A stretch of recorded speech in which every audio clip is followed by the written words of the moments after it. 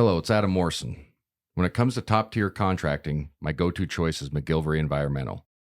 I know a thing or two about excellence, and that's exactly what you'll find with Kip McGilvery and his team. They're not just any contractor, they're the best in Spokane and North Idaho. From start to finish, they ensure your project is completed with the highest quality results. With years of experience and expertise, they handle it all. New construction, meticulous repairs, asphalt paving for residential and commercial properties, excavation, and even environmental remediation. So why wait? Reach out to Kip McGilvery Environmental today by calling 208-556-6384 for your free estimate. Don't forget to mention my name, Adam Morrison, and experience the difference McGilvery Environmental brings to the table. Again, that's 208-556-6384, McGilvery Environmental. My number one choice for all my contracting needs.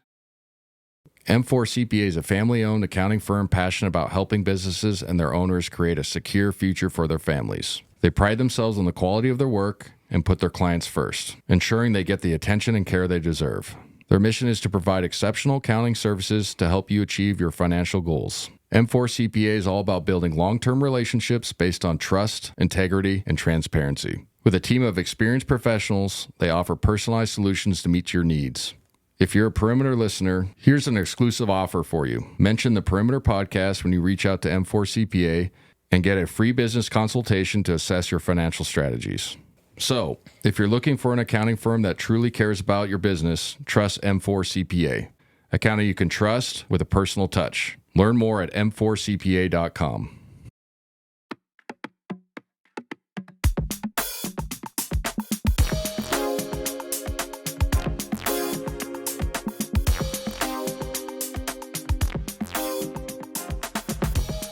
Welcome to the Perimeter Season 5, Episode 11, presented by McGilvery Environmental, sponsored by Idaho Central Credit Union and N4 CPA.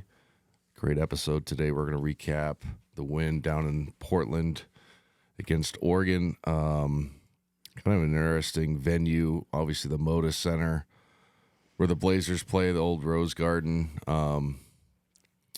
Had some worry that the game was going to be like halfway full. Really? Leading up to it. Yeah, we just heard that it wasn't doing great. Ticket sales, as far as, you know, there's a lot of contributing factors. One, we just played in Seattle.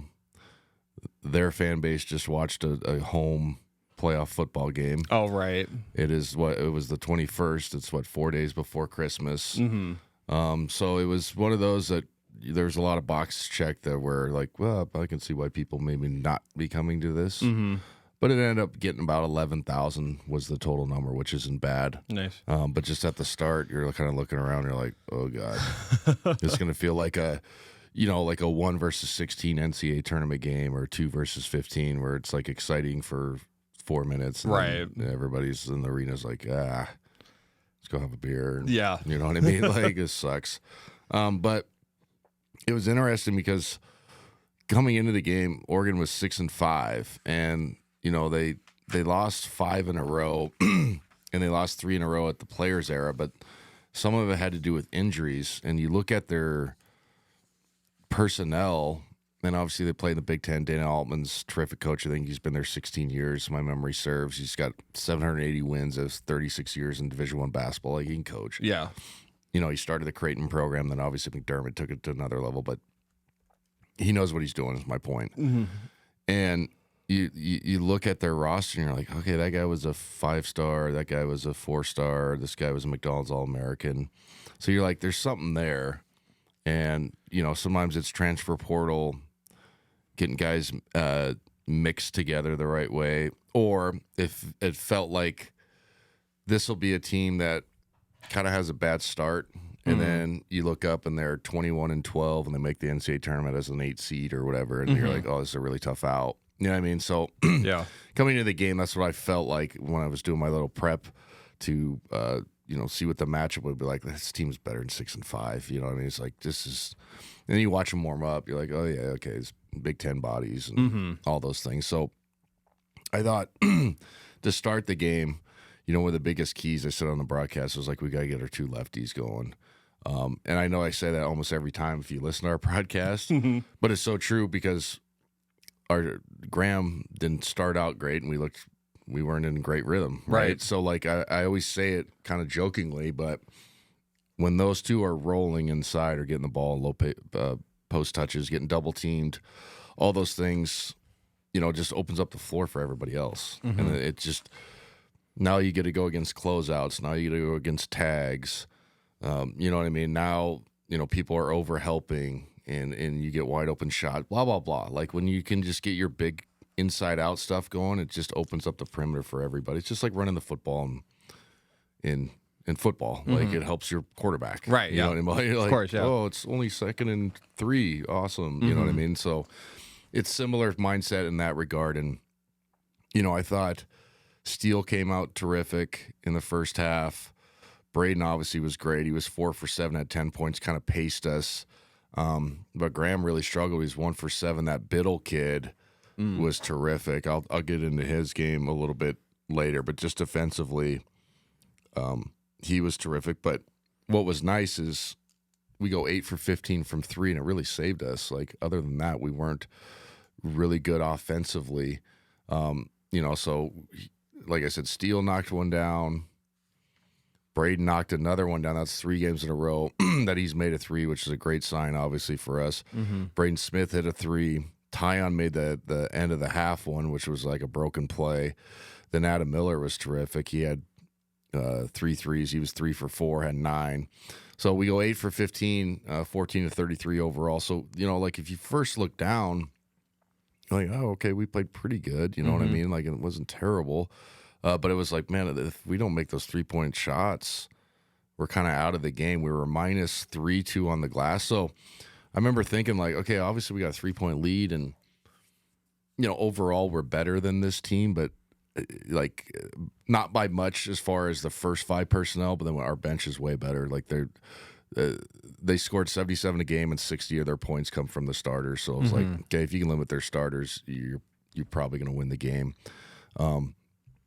But it was also like, if they can hang with us in this type of game and kind of muck it up and slow it down, they got to feel pretty good. And I thought they did that in the first half, right? For the most part. 100%, yeah. And so defensively, they were pretty good, especially on Graham. Graham just struggled with the size and missed a couple bunnies too. It's not like they were just absolutely locking him down. He just couldn't get himself in a rhythm.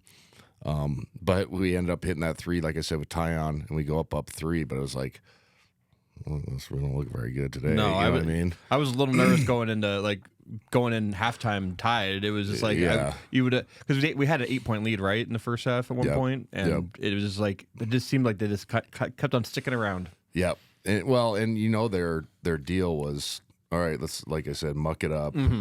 We had 3 really bad defensive possessions too, though, that were like wide ass open layups and dunks. There was one in transition, and then there was 2 tags. And one of the players was the culprit. I won't say it because I don't know. It's just not. He had a bad first half. Defensively. And it was like so. Then my point is, like, they get 6 like easy, like really bad. I mean, one was in transition where, do you remember that? It was like Stewart or something, like literally just dribbled it, and then like the whole scene was parted. He just dunked it. It was like everybody stood around just looking at each other. It was so bad. It was like, what the fuck are we doing? Like, you can have a mishaps, but that one was like, this looks like a really shitty team right now. Like, we look shitty. But point being is, it goes to the talent of our second unit, especially, that they can come in, so our first half, we get 20 points off the bench, right? Yeah. Smith gives us 5, Tyon gives us 6, and Adam Miller gives us 9. It's terrific. It's awesome. So what I'm getting at is, it's really nice that we have this type of club, because last year, obviously, we ended up having a great season. Took Houston to this, but if we had that bad of a first half, I don't think we get bailed out like we did or have the lead. 100%. 100%. So like this crew is a little bit different. Is there's so many different avenues to score the basketball. Obviously, our 2 lefties are going to get the first crack at everything, but Adam Miller can give you 9 real quick, and then Tyon can give you 6. You know what I mean? Like, you can figure out. And then obviously Steele was great as a starter, but it was like, he gives you 2 threes right away. So don't shoot it well, get bailed up by the 3-point line, and -3 of the glass and still up 3. on the road, quote unquote, and it was a neutral, well, you're kind of on the road. Mm-hmm. I felt good in that regards, but it was like, oh man, we got to get our asses in gear here. Mm-hmm. And the Biddle kid was terrific. He was a 2021, I think, McDonald's All-American. You can see it. Like, he doesn't look the part as far as, like, athletically, and I mean that in a nice way. Yeah, he looks like a 1970s big. It's not just like his hairstyle, like just how he moves. Yeah. But you're like, fuck, the kid's good. Like, obviously, he averaged, I think, like 15 and 10 or something last year, and he led the Big Ten in blocks. Wow. Yeah. And he bothered, I mean, how many blocks did he have the first half? He had 4. Wow, he bothered EK the whole time, just with his length and his timing. And it just goes to show, like, you don't really have to be a super athlete to be a great defender or shot blocker. It's angles, timing, and then, too, it's not just about blocks. If you can make a guy miss, that's the stat. You know what I mean? Like, a lot of NBA teams do it, I guarantee. High-level college basketball teams do it. It's like, it's not the block shot. If you can make a miss around the rim, you did your job. You know what I mean? Like, people fall in love with certain, same with steals. Steals are great, but if you're constantly gambling and out of position, and then so maybe you get 2 steals a game, but four times you miss it and they get a layup or a kick out, then what is it really worth? I'd rather have the guy that maybe gets 1 steal, but he's in perfect position every single time. All right, I'll trade that for the same thing with block. If you can, cause havoc and make guys miss, you did your job. So anyway, going into the second half, it was like, okay, hopefully we can get Graham going and get the, kind of the umph back with our front line. And they did exactly that. They went to him probably 3 straight plays. He started 2 for 5 in the second half, but he made 2 buckets. And it was like, okay, he's feeling better, scoring the basketball. And then Braden Huff was terrific for the total game. He ends up having 20. He's averaging 19 points. He's having a terrific season. Yeah. 6 rebounds, 1 assist, 1 block, no turnovers. He goes plus 11 on the plus minus. You mentioned that 3 earlier. So he was fantastic, just making those little floats and those like 14-foot floating runners that, like, I looked at Dana Altman one time, and because our guys can throw that pocket pass, and Dana just like looked at his guys like, we kind of have to give up that shot. Like, it's a 14-foot one-hander. Like, I know we can make it, but like analytically, if we're in a plug or a drop, like that's what we give up. You know what I mean? Like, I don't know what else to do. And not that it's a flawless strategy for us to constantly make those shots so he can make them, but also sometimes they might come off the back rim, and then you're like, why aren't we getting it inside more? You know what I mean? So that's the counter to that style of shot or that thinking. But he was terrific just on those short roll deals. And he had like a really this awesome. He just did the lefty thing and just like went right underneath the defender and just like laid it in, and it's like, I was like, that's the lefty problem, right? That you always talk about. Yeah, it's just odd. It's just guarding 2 lefties, and then I got to give credit to Graham. He had some really good passes in the second half, like the short big to big passing, which some people think is easier said than done. No, it's hard to sometimes complete a 4-footer when there's hands everywhere, and then your other guy's got to be ready for it. Like up fake. Oh, I could take a 6-foot, but my guy's kind of open right here. And like, that's a hard play to maneuver. Right. Because it's just such a weird pass. Because like, do you throw a bounce pass, or do you can't rip it at him? Right. And you got to throw it against hands, and then the guy's got to catch it off balance and go up and score it. So I thought Graham did a good job of keeping his composure, and he ended up getting 17 and 11 on 4-14. So, and I said it on the radio, and I've said it in seasons past and maybe in a few episodes. If you're a team leader like Graham and Braden are, and you have a bad shooting night, if you get to your numbers still somehow and still be productive like he did, he goes 9-11 from the free throw line, that's what good players do. Yeah. You know what I mean? Like, he wasn't just a complete, oh shit, he had 8. Like, he still got to 17 and 11, still played good defense at 3 assists, only 1 turnover, plus 7 on the plus minus. Like, so my point is, like, that's a really mature thing to be able to do. Yeah. You know what I'm saying? Like, you're playing not great, kind of off balance, but you figure out a way to get to the free throw line. You figure out a way to get to the get the rebounds and still contribute for your team. And then wasn't just like catching it. He's done it in years past, maybe 2 years ago, where he wasn't playing good, but he's like, I got to shoot a 18-foot fadeaway. He's like, no, that's not the shot. Right. Even though he can make it. Shoot that when you're rolling, not when you're not rolling type of deal. So I was impressed with Graham's just, emotional maturity, I guess is the right thing to say as a team leader. Like, you have to get your numbers somehow. And he did that exactly. So, and then, we got to talk about Steele Venters. He goes 4 for 5 from 3. Has a terrific second half. He's starting to snap it off right now. Sprint to open areas, not even thinking. Plays good defense as well. Battles. So he's been shooting the heck out of the ball. I think he started 4 for 16 on the season, and then I think Huddy said it on the air. He's climbed himself up to like 38.5, 39%. And I've always said 40 is the number, but if you're above 35 with volume, it's good enough in my book. So I'm proud of the kid for not starting the season the kind of way he wanted to. But we said it on the air, and I've said it here, is like a lot of his shots were just in and outs. Like, they look good.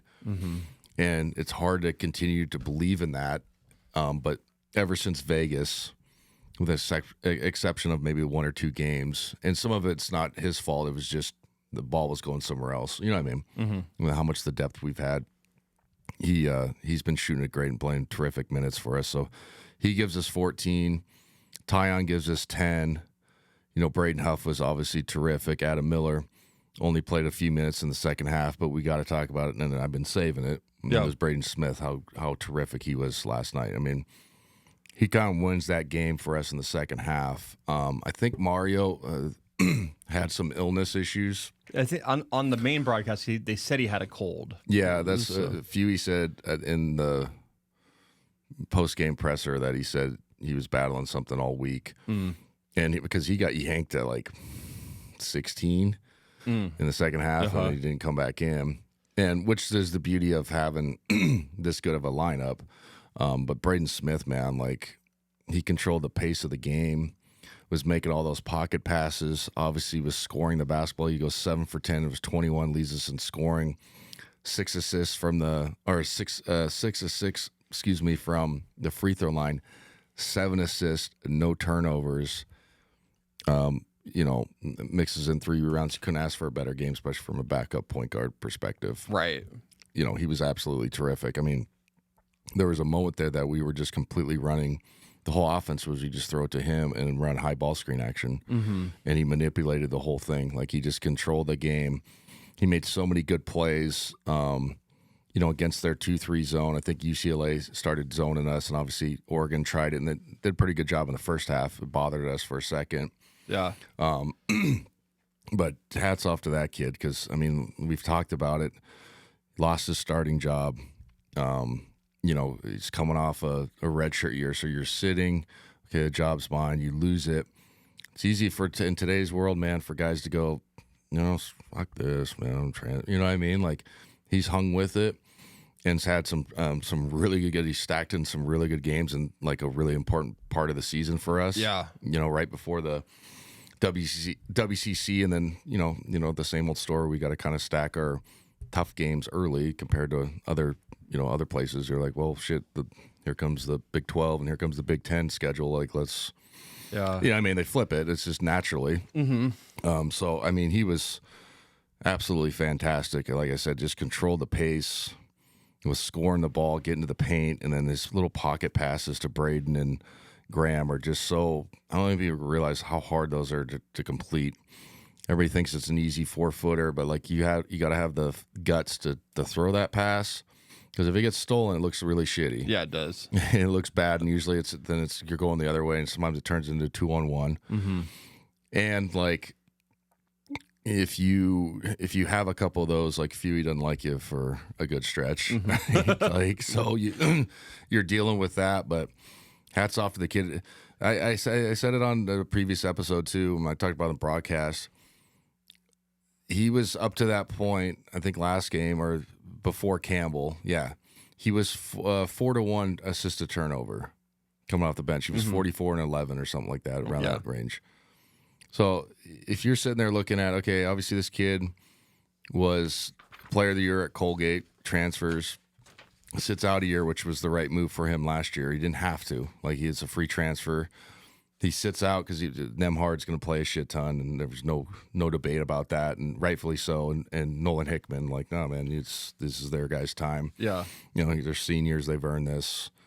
And then, like I said, the situation that's happened, and then he stacks like 3 games in a row that he's really, really good off the bench, like scoring it, knocking down a 3 a game. You know what I mean? And just making all the right plays. Like, couldn't be happier for a kid. Like, honestly, like, he's had so many good stanzas. The game in Seattle, he was terrific. He had the highest plus minus, him and Adam Miller, but he was plus 12. And he's just doing all the things that don't show up on the box score. Like, he had a play yesterday against the 2-3 zone where he got skipped. He did it against UCLA too. And instead of like holding it for a second, he just saw the gap and ripped, just knowing that I'm getting to the zone. When you teach kids this, you get to the zone, make it collapse so your partner can get a shot. That's all I'm doing. You're like, sometimes you tell young players, hey, against the zone, you got to have penetration via the pass or the dribble. And if you can get it in the dribble and make the zone shift, that's where the shots become created. If you just hold it, then it's easy to play zone, right? Yeah. And so as a player, sometimes it's hard, especially in a competitive, personnel roster that we have that are fighting for minutes in a good way. It's hard to go, fuck, all right, here's my time to touch it, and I got to just go here and then throw it to somebody else. It's unselfish. Yeah. And he's done that plenty of times this year, obviously, but he's done it in stanzas of games where it just makes complete sense. Gets somebody a wide open shot. He hit Steele on one where he drove in, caught eye contact with Steele. Steele, went one jab step right, and then he hit him perfectly on time, on target, whack. Yeah. And those are just deflating plays for the defense. So, like, I'm really impressed with the kid, how he's handled himself, how well he's playing. It's just such an asset that, he's playing almost the same minutes as Mario, but, like, getting out of the starting lineup is a thing, and we've talked, people are talking about it. I'm just really impressed with the kid, how well he's played. And, it's not just because he scored 21. It's just the temperament and disorganizing the defense off his ball screen actions and being completely under control. He's a really good defender. He's obviously small, but he gets through ball screens. He's tough. I had a coach that said it, and it's so true. If a guy's that size playing at this level, you already know he's tough. Right. Has to be, right? His whole life. And this is not a knock. It's not making fun of people who are short or whatever, but his whole life is like, oh, you're little, man. I'm going to kick your ass. Like, you know what I mean? Like, especially in boys and sports. So, like, you're like, oh, yeah, he's tough. So I'm just really impressed. He won that game for us in the second half. He's been terrific. We do a good job on the glass. We were -3, ended up going +2. Huge number for us, too. We go 20 assists, only 5 turnovers. Can't beat that. No. And I think of the points off turnovers. What did I see? Where's it at? We had one. Yeah, 19-4, Gonzaga favor. So we really, scored off their turnovers and made them pay. Points in the paint were about similar, but our bench points. And it was a point that we talked about on the broadcast, like our personnel. Their personnel is really good. Their guards were good, blah, blah, blah. But, like, overall, that's one of our check marks. We go 40-13 on bench points. So I think it was a terrific win. I think, I'm not just saying, I think Oregon will be a team that, they're 6-6, but I think if they can get right and get healthy, he has the personnel and the body types to be all right in the Big Ten. And hopefully it turns into a quad 1 somehow. It should be a quad 2. But I wouldn't be surprised if Oregon, you look up and they're one of those teams that's like I said, 21-14, but like good. Yeah. You know what I mean? Like grinds out some really good wins in the Big Ten, all those things. So it'll be interesting how that goes. I was a little bit surprised of kind of the fervor from the fans. There wasn't much energy in there from Oregon fan base standpoint. And that's not a knock. It just it was kind of a dead atmosphere. Did they have lots of stuff to cheer about? And it's not a knock. It's like, no, there were some nice plays. They weren't completely quiet, but it was kind of a dead atmosphere for both teams. Like, But again, like I said, there's other factors. Like sometimes people are not as excited that they're watching college football right now. That fan base, Right, yeah. and rightfully so. Like they have a chance to win a national championship. Definitely. And then it was kind of weird timing. 4 days before Christmas. It's hard to get people to go spend money. I get it. Like, Yeah, and I gotta imagine, Oregon fans are smart fans. They're going up against Gonzaga, who's really good this year. Yeah, and that's true. You're probably as a Gonzaga fan who's watched Gonzaga play a lot of big teams. Like sometimes you just go into a game thinking, I want this game to stay close. Maybe we'll have a chance. And they had a chance. They looked good. But I can understand why it was kind of dead. Yeah, it was a little bit dead. That Biddle kid ended up having 28. He kept him in it. Mm-hmm. He's 10 for 19. Goes 3 for 8 from downtown. This is a 7-footer, close to. Has 9 rebounds. 5 assists. No turnovers, 4 blocks. He was fantastic for them. Their guards were all right. Shellstad was already at 12. They get 13 out of Simpkins and 14 out of Evans, and they're shooting 50%. So, if you look at their numbers from an Oregon standpoint, you're like, shoot, we shoot 48%. Mm-hmm. We make 11 threes, 35%, and we go 13 to 13 from the line. And you're like, we still lose by 9. It's you know what I mean? those turnovers. Those turnovers killed them. Yeah, they have 11, and we get we go, the 19 to 4 on points off turnovers. They had 20 assists as well, but it was one of those deals that, if you look back, you're like, that's what I was trying to get at. I was like, this team is better than 6-6. Yeah. You know what I mean? You're just like, man, the kid off the bench, Lynn, was terrific. He has 9 for them. Mm-hmm. This is a point. This is weird, and you've seen around college basketball. There's guy for Santa Clara that played in the G League and still eligible. This Lynn kid played in the Chinese Basketball Association for 3 years. Yeah, and now he's just. You can play college basketball. It's just weird to me. It is weird, yeah. Yeah, you know what I mean? It's like, no, he was like, oh, okay, and then you're a junior, I guess. All right, you know what I mean? Yeah, apparently he averaged 21 in the CBA, they call it, and that's a good league. It really is. There's Euro League and there's tiers, and it's higher up there if you're going overseas. It really is. It's good basketball. So I thought he was good off the bench, and like I said, you look at their total numbers, you're like, shit, they're not bad. You know what I mean? It's how are they 6-6? Yeah, they got a gauntlet. I mean, being in the Big Ten, looking at their schedule on the KenPom website, it's just every game's quad 1, quad 2. One, It's like they have it looks like they have 10 quad 1 opportunities over the next. Well, and the beauty of that is if you are 6-6 and you roll into that league and probably go, they play probably 18 games or whatever, and let's say you go. 12-6 or even 10-8, and you get to the semis of your conference tournament, you probably will get in. Yeah, I mean, that happened last year with the SEC. There was teams that were whoever the hell we played, Georgia was 500 in the SEC last year, barely above 500. We played them in the second round or whatever we did, or the first round. Yeah, I mean, so. Point being, I think Oregon's a good basketball team. Not just saying it, and it's not like us trying to. Rally for them to get us a better quad 1 or quad 2. It's just they got some good players. They got some big bodies, good guard play, good coach. Mm-hmm. I think they'll turn it around. But point being, it's a good win for us no matter the record. Definitely. It just is. Yeah. And so I was proud of our guys. It's a perfect way to go into WCC, a little bit of break and go into the last ever WCC season. I know, it's yeah. kind of crazy. It is crazy. The Perimeter will be right back after a word from our sponsor.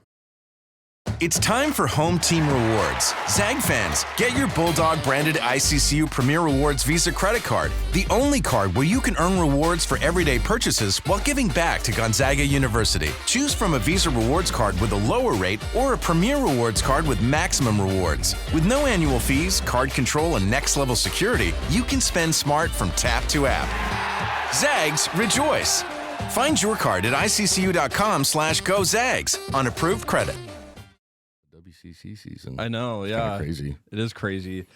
We talked about already. I wanted to just touch on the McGilvery's Foundation Player of the game. To me, it has to be Braden Smith, obviously. It wasn't even close. Yeah. I mean, he was fantastic. I mean, Huff, has 20, but he does that all the time. And Yeah. just Braden Smith off the bench, man. And again, if you go back and watch like the last 5-6 games, he's just making all the right basketball plays. Anything you tell him to do as a point guard, he's taking care of the basketball. Now he's mixing in scoring. I mean, he scored it at Colgate. He was player of the year. So it's not like, and like I said, he's good defensively. He's a tough ass. Yeah. Good kid. So I was just happy when things don't go a kid's way, and then they kind of get themselves off the scrap heap and start playing well, and they get rewarded for it. Because, like I said, Fuey in that second half was like, no, you take the ball and just run ball screens. Like, that's all we did. Yeah. Yeah, I mean, and that's the trust that he has, obviously.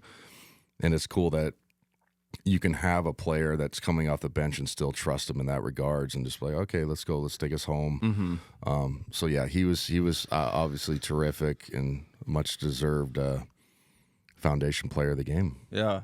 Well, you want to get into the Pepperdine game, or do you want to get into the M4 CPA stat of the week? Let's talk about the stat of the week real quick. Okay, so I was pulling. I thought of this in the shower this morning when I was thinking of. I had a stat of the week, and I'm going to use it later in the year when it makes more sense to use it. But I was like, Gonzaga has a record right now of 4-1 against the top 25 teams in the season so far, and I was like, I wonder what the rest of the WCC's record is against the top 25. And the record is, I was doing this by hand.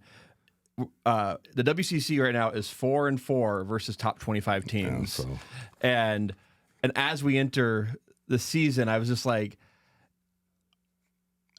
I don't know if I've been confident going into the WCC season before as a fan. This has to be top 3 confidence level. Yeah, I mean, obviously St. Mary's is good. I haven't watched them, but they're always, Brandy Bennett's going to be good. I heard USF is always competitive. Yeah. But other than that, I haven't seen anything else from any other teams. Like LMU has a good record. Some of the teams have good records, but to be fair, who are they playing? And that's not a knock. It's just, you got to start diving into records. You got to say, okay, what's your strength of schedule, Ken Palm, all those things. Who are you playing? And are they in the top 200? Are they top 300? What quad are they in or whatever? Right. So yeah, it'll be interesting. Pepperdine, who were playing first in the season, they're one of the losses was against number 12 UCLA at the time, and they lost to them only by 74-65. Yeah. So gave them an effort. And then Seattle U, they haven't played any top 25 teams, but they beat Stanford and UW. Yeah, Seattle U's that's the new one, and that's June's on that team. Yeah, and he's actually having a good season. Last time I looked, he was averaging like 13 or something like that. So I'll be rooting for June in that game just because I'll be like, June, what's up? So yeah, that's an interesting stat just because 4-4 and we're the 4 wins. Yeah. It kind of gives, it shows how we schedule, but I was actually surprised to see that there hadn't been many teams that had scheduled. There wasn't even many top 50 Ken Palm. It was a lot of easy schedules. Yeah. And but it's different for them, I imagine. It is different, and there's formulas too, and I've talked about this just with us getting into the NCAA tournament. There's formulas for coaches, and this is I say this the right way, but it needs to be taken the right way. Let's say you haven't had a great overall record in the last 3 years. You probably want to schedule a chance to try to get to 20 wins. So when you walk into your AD's office, I had 20 wins this year. What the hell are you talking about? Yeah. You know what I mean? And then it makes it harder for a guy to look somewhere else. Yeah. As far as job opportunity and all those things. So there is that, and that's a natural human thing to do. And then also the counter is you got to know where your personnel is at. And so going to play a bunch of gauntlets, is that going to help your kids get better and team chemistry and team emotional and all that stuff? Is that going to help? Probably not. Now, some of these programs that have to we call them the buy games or whatever, BUY, you pay them to come play. Right. Some do it because they have to pay bills. And so, like Southern Utah, we played North Florida, right? And that's not a knock on them. They came here as like they're probably got to check for X amount of dollar, 100,000 or whatever it is. Mm-hmm. All right, come here and lose by 35, and Yeah. So how many do you do of those? Then also too, your schedule's got to get approved from the up and ups at your university. Yeah. So you can't just like a lot of times too, people don't realize like scheduling's harder than it looks. You don't just call each other and go, "You want to play in this day?" Like, okay, arena availability. Mm-hmm. How much is it going to cost for us to get there? Are you going to pay for a hotel? Right. Who's going to feed us? All that stuff matters, and especially in college sports when it's, you know, the lower universities are quote unquote, they're not, you know, not have as much money. Right. You have to consider those things. Yeah. Like when Southern Utah came up here to play Gonzaga, 2 days later, they were playing WSU. Yeah. A lot of teams do that. They go Eastern, WSU, or Idaho, and they make it a worthwhile trip. So that's part of the scheduling. Right. So you know, let's say in March, we're calling you for next year. And we call one of those universities. Well, then you're like, well, hold on, I'll get back to you. I got to call WSU, Idaho first, or Eastern. Do they want to play us too? Right. And what if they're like, well, actually, we're out of town. So, and then you're like, well, fuck. We can't come all the way here for one game. It's hard to sell to my AD, even though we're going to get a check and then come all the way back. You know what I mean? Like if we knock out 3 of them and maybe go 1 and 2, it'd be a good trip for us, right? Yeah. Or go beat the Cougs, or maybe go beat Eastern, whatever. So that's part of it. So some of that has to be taken in context when you look at the other WCC schools and how they schedule, and it's fair. Yeah. And it's not like it'd be easiest for us to point the finger and be like, oh, they're ducking everybody. It's like, no, that's not where your program's at. You know, like why? You know, and what it was crazy though with these teams too. If you look at every time we play them, all the transfers that come in and out, and like a lot of the transfers just come from the similar size university or similar conference. So like they're just shuffling players around. Or then if their transfers or their players get good, they just get picked off by the bigger programs. Yeah. It's like that kid at WSU, I can't remember his name, but he had 40 in a game in the Maui this year. Oh, okay. Yeah. And hopefully he stays, but somebody's probably already called him. Right. Hey, do you want to come somewhere else next year? You know what I mean? Which is crazy. And we can laugh at it, but it's like, it's still nuts. Yeah. That like some of these universities that are good coaches, good programs. Gino Auriemma had a great rant about it about 2 years ago. I know it's on the girls' side, but it's exactly the same. And they played, I think it was St. John's or Providence on the girls' side.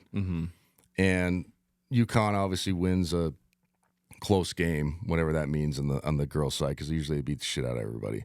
So maybe it was a 10-point game, you know. And he just went on a rant. He's like, how is it fair to this? He was talking about the coach. Like, how's it fair to such and such that he's made this team to where it's at, and I'll probably get his 2 best players next year. And he knows it's messed up. Yeah. You know what I mean? So, like, some of these guys and gals don't have a chance to, like, legitimately build. It's hard, man. So the reason I'm saying is the context of some of the WCC schools are in the same boat. Yeah.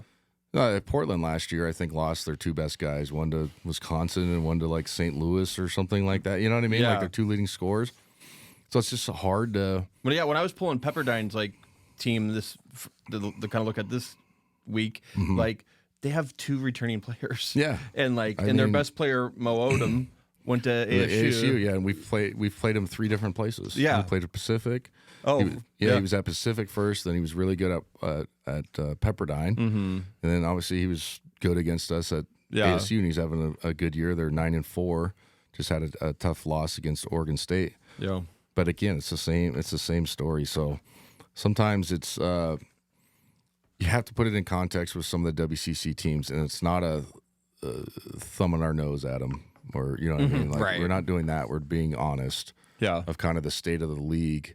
In the state of some of where these programs are at compared to us, we've hit lightning in a bottle, and Gonzaga is a different beast as far as success rate, size of the university, all those things. A lot of good things have happened, but it's stayed upward trajectory. So yeah, I should ask, like, since we're on the topic of the WCC, like, what would you, as we go into WCC play, like, what are your expectations for this last season? So I think.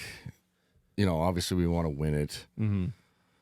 And do we have a team to run the table? Yeah, we always could argue that, yes. Yeah. We lost 4 games last year. That was the most in, I think, Fewey's tenure. So do these teams have a chance to beat us? No BS. Yes, they do. And you play in these smaller gyms, and sometimes you get on the road and things don't go your way. They can snowball, like we saw Santa Clara last year, right? Right. You know, and obviously St. Mary's both times, I think. Was it both times they beat us? Yeah, I think it was both times anyway. So it obviously, are we going to be heavily favored? Yeah. But I don't like to sit here and be like, oh, we're going to run the table. I wouldn't be surprised if we do, but I wouldn't be surprised if we don't. Yeah. I know that's a cop-out, but it's just the absolute truth on there's some good coaches in this league. And there's some teams that, like, you know, all new guys, like, they don't give a shit who we are. You know what I mean? Like, well, whatever, just go have fun. And, two, I've said it, you play these teams on the road and you watch the film from the previous game, there's 600 people there, girlfriends and buddies, and then you get there and then it's sold out. Like, guys start getting ready to play, you know what I mean? So you always have that Super Bowl aspect. It's everybody's Super Bowl when you play us, that thing, that's a real thing. Definitely. So I obviously I think we're primed and ready to, you know, have a good run. But it's also interesting, it's the last go round. Yeah. So it's kind of neat. But it's going to be a little bittersweet. I know a lot of people have mixed emotions about it. It's the right move for us. You can't convince me otherwise. When somebody does, we talked about this a shit ton last year when it first came out that we were going to the Pac-12, the new Pac-12. Yeah. Well, it's all about greed. It's like, no, it's not. It's about balancing your checkbook, man. Like, it's just how it works. And also, to be fair, you know, I've been just defending the WCC and the programs. Some of these programs haven't invested into their facilities or their programs, and it's too late. You know what I'm saying? Like, Pepperdine's getting a new building, okay, and then Santa Clara made an investment, a big one. USF did a new, like, renovation of their building. Who's the other one? Somebody else did the same thing. St. Mary's their place used to look like a dump, and I mean that in the nicest way, but it was like barren white walls. Now it's got a nice video board. It's cool. They got a bar upstairs. You know what I mean? Yeah. Like, they got back seats, and it's a cracker box, but it's like full, super energy, like loud. All that stuff is like, yeah, it's fun playing here, man. Even though we're in hostile territory, it's fun. You know what I mean? Like, it's a cool atmosphere. That's 10, 15 years too late.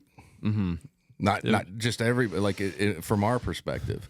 If you didn't reinvest in the program, and then the league gets to a certain point, and our brand gets to a certain point, we have to move somewhere else to pay bills. And how long as Gonzaga fans have we been talking about this too? Like, I feel like, I remember the Big East we were talking about going to the Big East. Yeah. So, like, in my opinion, this is just me. If some of these schools made the same investment that they are now in 2010, we might have not had to leave, because then some of these schools it'd have been a 2-bid or a 3-bid league. That's no different than the Big East at around the same time. You know what I'm saying? Yeah. So then you're like, you don't have to leave. So part of it's that, you know. So it'll be interesting to see what our reception is. Yeah, no, because it's like, thanks for everything, but F you for leaving. But then also, like, we can't, you know, sit here and act like, you know, once we leave, like, you know, it's like when you leave a place and then you look back and you're like, oh, it's still working without me. You know what I mean? Like, you can't assume that the whole league's going to crumble because we're not in it. Right. But also, they're on TV a lot because of us. But also, there's some good programs in there, too. Yeah. Like, USF has done really well in the last 10 years. Todd Golden, part of that. Yeah. You know what I mean? And then Santa Clara, Herb Syndics, they're a good program. They win 20 games a year. You know what I mean? They're always a good program. You know, so, but then you're also like, I should have tried this earlier. And then obviously St. Mary's is kind of a class of their own of how Randy makes that whole deal work down there. So, I don't know. I'm excited for it, but a little bittersweet because it's a unique conference from the standpoint of Jesuit schools, obviously, you know, the sizes of the universities, the intimacy of the gyms, you know, and then how much we've dominated it, but how St. Mary's has moved into that category of being almost a for sure NCAA tournament team as well, and kind of doing it with, you know, like the resources they have. And that's not a knock, but if you walk into it's St. Mary's College, for Christ's sake, you know what I mean? Like Randy's done a really good job down there. You're like, all right, good for you. And they've had really good players. So you take in all of that. It's kind of, it's not sad, but it's just how the world works now. It's like, all right, you kind of outgrew your parents' house and you got to move out. Yeah. You know what I mean? And this is how it works. Even though I like to get laundry done and my bed made and whatever, I got to move out and do it on my own. And that's kind of where we're at. And the new Pac-12 is going to be great, I think. You know, we'll talk about that probably after the season. You know, we'll do a recap of talking about next year, but it'll be interesting because we've had some great games and seasons in these gyms, and not just before the FEW era. Like there was some fun basketball prior to that. You know, that just we're not going to be part of it anymore. So it's kind of unique. It is. It's kind of bitter. Yeah, it is very bittersweet. Bittersweet. I was going to ask, like, I was actually looking at the schedule. I was like, I have a friend that lives down in Walnut Creek, and I was like, you know what? I might need to fly down there and try to go to the last St. Mary's game. It's fun, and Walnut Creek is awesome, by the way. Yeah, I don't know if you've ever been down there. I have, yeah. No, it's terrific. It's like one of our favorite stops. But yeah, it's just going to a game there. It's like it's old school. They're respectful, but they almost cross the line. Right. But they're nice. You know what I mean? Like now, so when I played there, it was brutal. And then now, like me walking around, like guys are like, "Love you, but hate you, man." You know what I mean? Right. Like it's respectful, but it's like I hate you too. But that's it was fun, right? Like, you know, just like walking or like, I mean, like you walk in there and like to get to the locker room. Same with Pepperdine. Like you kind of have to walk through the fans. Like it's just old. It's old school, and the locker rooms are shitty and. Ours was the same way. When I say that, it's like the kennel was the exact same thing. Yep. So, like, when I say that, we're not, like, thumbing our noses at people like, oh, we're way better. It's like, all right, we made the investment 25 years ago or whatever, McCarthy 20 years ago. Yeah. Okay, but it's just, you don't get the nostalgia of high-level college basketball and cracker box gyms. It's just fun, man. Yeah. And that's why a lot of people argue, and I get it, these neutral site games pay bills. But, like, playing a home and home is so much more fun. Yeah. Like, Creighton come to our place. Good job, McDermott, because we'll go to their place next year. Awesome. Yeah, I mean? Yeah. And then Kentucky doing it. Like, Cal coming in. And then we went to their place. And then, obviously, now we did Climate Pledge in Nashville. And then I don't know where the next one is, but it's a 6-game series. Right, yeah. But we actually played on campus. Awesome. Nobody does that anymore. I think next year's at McCarthy. At McCarthy, and then probably finish at Rupp, too. Yeah. So then, 2 more. So but again, it's going to be fun going into the WCC season, excuse me. But there's a lot of, like I said, I'm curious to see how we get treated. Yeah. Well, I think you might have said it, like, but we're going to get the best from everyone. Like yes. USF is going to want to beat us in our gym, which they haven't done in, like, since the 80s. The 80s, which is insane. And this is insane to even think about. And St. Mary's is not going to want us to win the WCC. Win the WCC and what have you. So I haven't watched enough of the other clubs.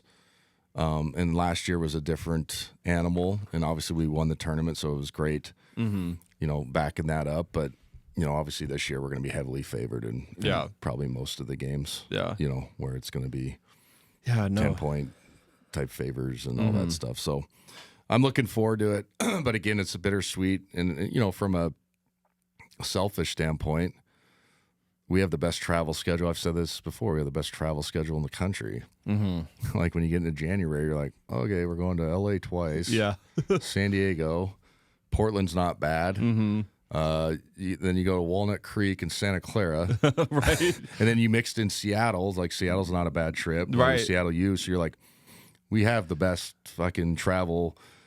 And these aren't little, like, college towns. Obviously, you're going to San Francisco, and I'm going to Santa Clara. Like, you're going to nice places that are usually warm and blah, blah, blah.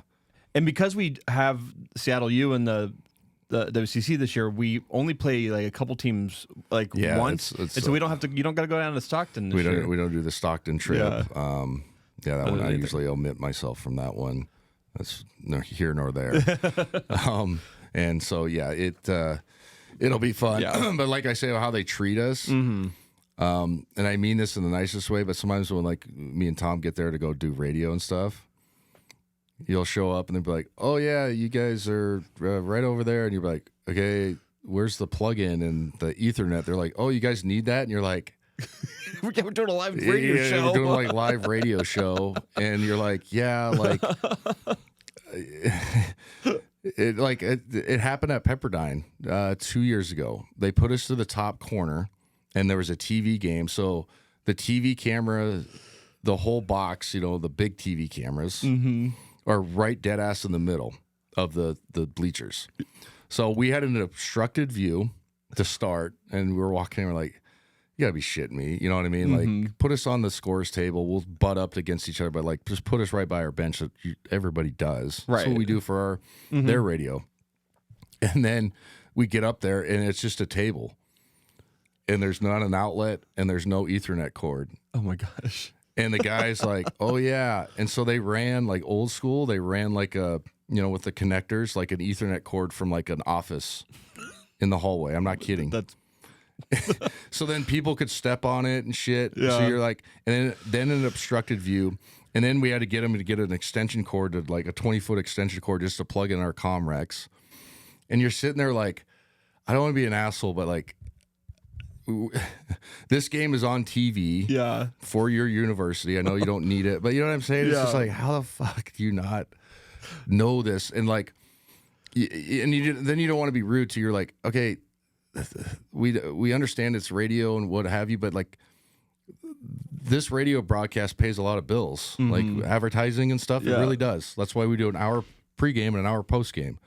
It's a lot of commercials that come on. Yeah. So like we pay bills with this. This keeps lights on in some of the building is why we do this radio show. You know what I mean? And people obviously listen to it, but it's like your guys' radio is streamed on your website. Like nobody gives a shit.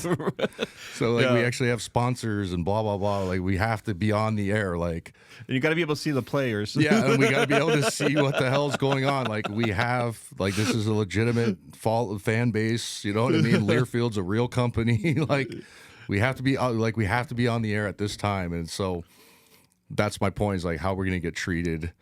But we're always like, this is an asshole in me. But I'm like, shit, when they come to our town, put them up fucking top in the corner. Like, put them up in our press row. Put them up way up top and like make them wear binoculars. Like, fuck, man. Like, anyway, so yeah, it'll be fun. Pepperdine's solid as far as solid as they can be, I guess. They're 5-8. They're always a tricky team to play down there. Mm-hmm. They've had some games like recently, even when like our 21 team. Remember they were up against our 21 team. The team that we lost in the championship against Baylor, they were up like 4 with like 8 minutes to go. And I remember like, oh, this would be fucking great if they beat us. Like I remember calling that game like, this would be fun just for the content and like to hear the bullshit afterwards. Like Pepperdine had, it's just me and Huddy were looking at it. So we knew we weren't going to lose, but I'm like, oh shit, there's 8 minutes to go and they're up 4. Like hell yeah, like come on Waves, let's go. So yeah, it's always, you just never know when you play them. They play really good at home. Mm-hmm. It's a fun gym to go to. It's old school. They're just opening a brand new building next year, so it's kind of like I said, a little too late. Mm-hmm. With Pepperdine though, you have to give them the fair context, and I think I've said this on the previous season. Getting stuff like built there, it's not a money thing. Obviously, it's a prestigious university. It's in Malibu. It's getting approved for anything. Yeah. And it makes sense. The story I got told, and it makes complete sense. And I may be off a little bit on the details, but whatever. I got the gist of it. Is they had a soccer stadium, and I think the men's and women's soccer teams are usually probably pretty good. Right? They have a chance to be good. They're in California. Right. If you're a kid in that level of conference, you want to play at Malibu? Like, oh shit, sign me up. You know what I mean? Like, awesome.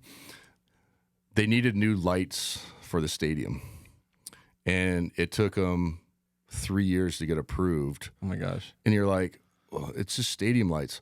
Well, if you own a $12 million mansion and you like to look up and see the stars that you never see in LA, but you're in Malibu, would you want light pollution? No. And are you probably a pretty powerful person if you have that type of money? 100%, yeah. So that's why, in fairness to them, it's probably hard to get shit built around there unless it's on your property. But then it's like, well, if you block my sight line, I'm going to just litigate your ass. And, the HOA around you is totally. We're pretty powerful people. Like, so have fun. So there's that with some of the universities are, obviously prestigious and where they're at.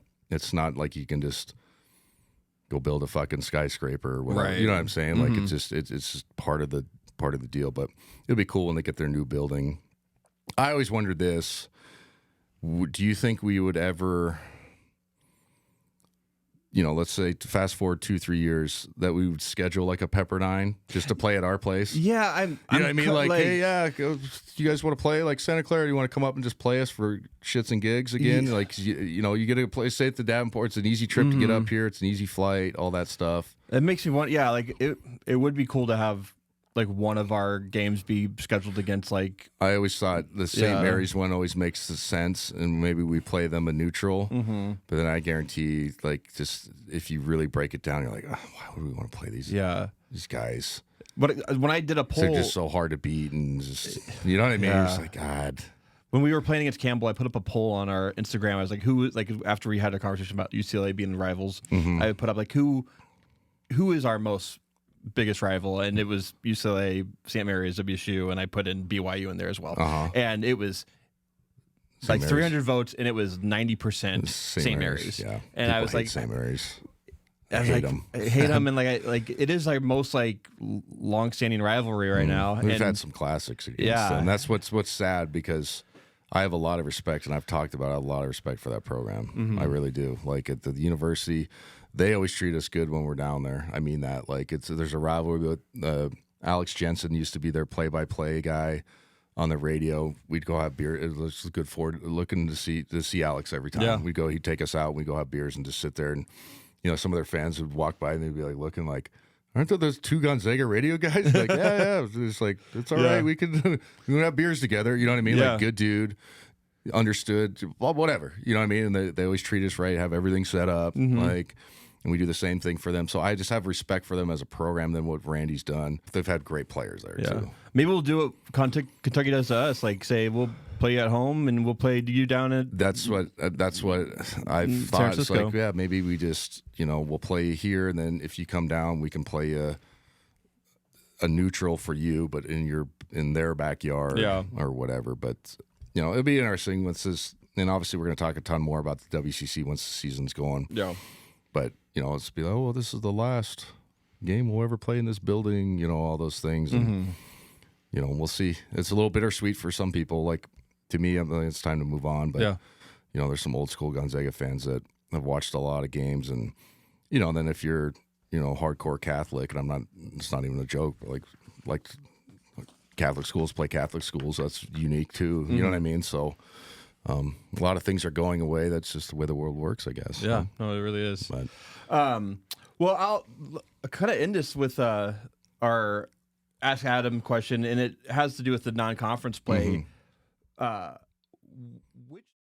perimeter will be right back after a word from our sponsor. It's time for Home Team Rewards. Zag fans, get your Bulldog branded ICCU Premier Rewards Visa credit card, the only card where you can earn rewards for everyday purchases while giving back to Gonzaga University. Choose from a Visa Rewards card with a lower rate or a Premier Rewards card with maximum rewards. With no annual fees, card control, and next-level security, you can spend smart from tap to app. Zags, rejoice! Find your card at iccu.com/GoZags on approved credit. Has to do with the non-conference play. Which Gonzaga player has most surprised you in this first half? Most surprising. Okay, so obviously I think the MVP so far would be the two lefties, and you can argue either which way because they both had massive games and massive times and good stretches, better than some better than others, but it's close. I mean, Graham's averaging 17, Braden's 19. You know what I mean? Yeah. Like they both had monster games. I think the most surprising, if we're being honest, and surprising in a good way, was just Mario's Saint Supri. Like nobody had him on his radar. Obviously, and I've said this, and maybe it's disservice to this podcast and the people that listen, but I don't really give a shit until October, and I can hear what they're doing in practice. Yeah, because everybody always, every recruit's, oh, he's so good, and it's not a like. I think when some people hear that, they think I'm just like, well, I was better than all these fuckers, so whatever. It's like you're all going to be a high level recruit if you're going to Gonzaga, right? I got to see it when Coach Few's on your ass. Third day of 2-a-days. Yeah. You have 78 plays you got to learn. You know what I mean? Like, that's when I'll be like, okay, can he really play? And so I didn't have him on I didn't even know who he was. Then I saw him in the craziness count. I was like, oh, there's something there. And then every single game, he's just got better and better. Then obviously moved in the starting lineup. Yeah. He's had some big games for us. His decision making. Somebody told me he was on like a couple draft boards as a second rounder. I think he needs at least one more year, maybe two. I think he's a pro. Not just saying that, but I think body type, decision making, but everything's got to get tighter. Yeah, that's every young player. Like your handle's good, but I think NBA tight. You know what I mean? You say that about everybody. Shot's good, but it's got to get tighter. Yeah, decision making. You know what I mean? All that stuff. But you're like, oh, you're on the right trajectory. You have the body type, decision making. You're quick enough. You know, now you got to really tighten the screws on a lot of things in your game. So I think just from that standpoint, he's been the most surprising. We knew Tyon was great. Obviously, it was great that he got approved. Yeah. Adam Miller had some heritage or whatever to his game, playing at Arizona State the year before. Yeah. Then as of late, Braden Smith has been surprising in a good way as far as how he's handled himself, how well he's played. But I think those two guys have done exactly what you could ask for 2 point guards in our program with a lot of pressure, replacing two guys who played a shit ton of games, won a lot of games, and Nemhard and Hickman the year before. Yeah. So it was an interesting, he's like, okay, I know that kid redshirt, he was player of the year at Colgate, and then obviously this kid from Spain, I don't know how you say his last name. Right. You know what I mean? Yeah. And they've been pretty good. If you just dive into the numbers, it's like, yeah, they're passing with flying colors because it's hard being point guard at Gonzaga as far as the pressure, the lineage, whatever, man. Like people have a lot of expectations, rightfully so. And then Coach Few's hard on point guards in a good way. I'm the same way as a coach. Like it's your fault if we don't get into something, even though somebody's in the wrong spot, it's your fault. Yeah, I mean, that's just how you're the point guard. The ball's in your hand. You have a different responsibility when the ball's in your hands constantly. You get to handle the rock, especially at the younger level. That's why I'm harder on point guards. Like you have the ball in your hands. Like you get the fair, other kids want the ball in their hands and you get the choice of it. You have to get everybody organized. If I say something, you don't repeat it, I'm blaming you. Somebody's not in the right spot, it's your fault. You don't know a play, you don't know you're the one, but you don't know what the 4 does during this play, it's your fault. You're supposed to get them there.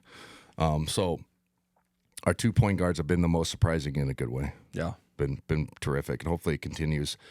Needs to continue, obviously going to WCC play, but they've had a great 12-1. I saw a stat too, 10 of our 11 wins, or what are we, 11-1 or 12-1? We're 12-1. 12-1. 11 of the 10 wins, or 10 of the 11 wins or whatever by double figures, and last game was 9. Oh, right. Of the games that we've played. So almost every win would have been by double figures. Yep. And then they scored late, but my SID, Barrett Henderson, had it written down, and then he crossed it out. Like he's just like, and he's great because he always gives us a little, he gave us a great stat with Braden Smith. The last time he scored 20 was he had 21 in the semifinals in 2024 of the Patriot League or whatever. Oh, wow. Okay. You know what I mean? So, it's been a while. Obviously, he didn't play last year. So, little things like that. But, next week we'll cover, obviously, Pepperdine in the San Diego game. I didn't want to do a prep over them. No offense, but it just doesn't make any sense. Yeah. They're in San Diego. There's the prep. Yeah. We'll definitely, and then we'll get into the WCC, and we'll talk about that and just where the team's at. But I appreciate. Oh gosh, sorry. Yeah, that's all right. I appreciate everybody listening. I appreciate our sponsors, McGilvery Environmental, Idaho Central Credit Union, M4 CPA. Thank you.